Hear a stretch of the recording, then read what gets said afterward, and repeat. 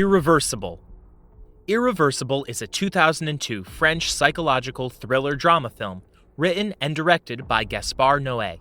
Starring Monica Bellucci, Vincent Cassel, and Albert Dupontel, it depicts the events of a tragic night in Paris as two men attempt to avenge the brutal rape and beating of the woman they love. The film is told in reverse order, with each scene taking place chronologically before the one that precedes it. The film opens with an old man and another man sitting on a bed in an apartment building. The old man talks about why he was in prison. He slept with his daughter.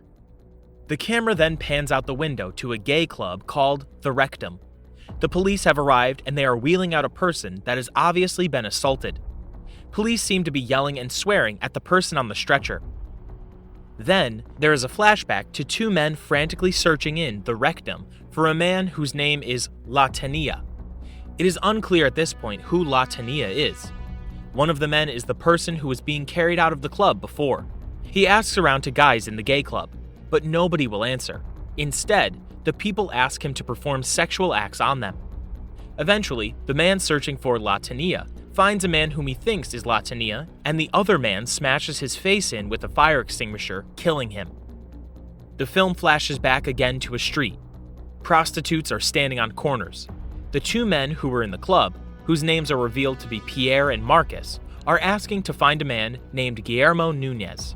They are referred to a prostitute named Concha, who is actually a male transvestite, who knows where La Tenia is.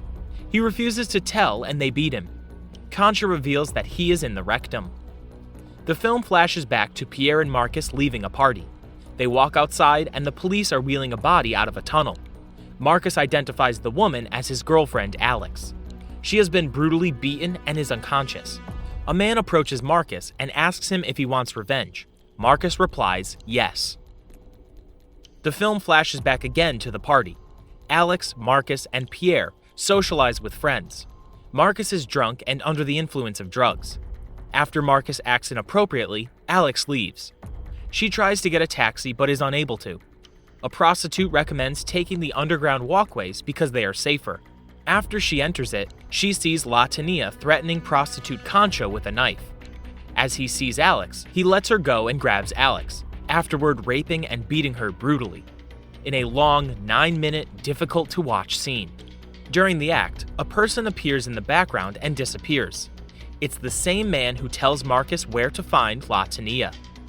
Further back in time, Alex, Pierre, and Marcus walk in the subway to get to the party. It is revealed that Pierre was originally Alex's boyfriend, but Marcus is her new boyfriend. Pierre does not seem to have any problem with that. Flashing back a couple hours before, Marcus and Alex are laying in their bed just after they woke up. Pierre calls and lets them know that his car broke down and they have to take the subway instead. After Marcus leaves to buy some liquor, Alex finds out that she is pregnant with Marcus's child. In the final scene, in another flashback to a day earlier, Alex sits in a park reading a book while children play. She is completely unaware of her uneventful fate. The scene fades into flashing strobe lights and shows a final slide saying, "Le temps détruit tout," time destroys all things, and the movie ends, revealing that this entire film took place in reverse time.